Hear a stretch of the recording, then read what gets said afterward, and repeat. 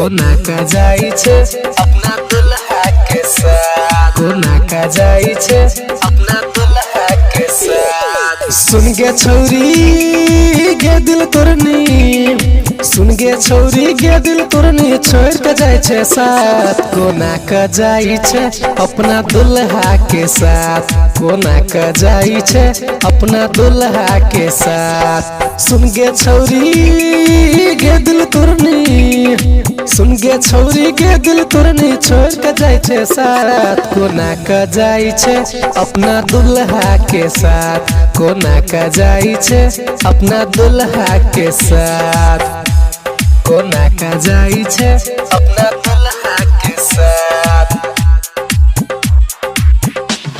कोना का जाई छे अपना दुल्हा के साथ। कोना का जाई छे हगे द्वारा पतोरा चला एलो बराती, देख के आई हमर फाटे छाती, गे हम साचे नहीं कहै छियो फाटे छाती। हगे द्वारा पतोरा चला एलो बराती, देख के आई हमर फाटे छाती।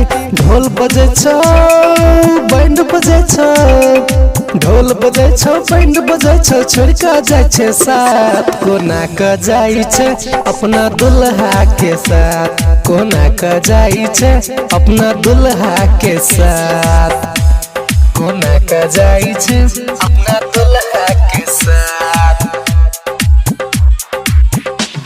कोना का जाई छे अपना दुल्हा के साथ,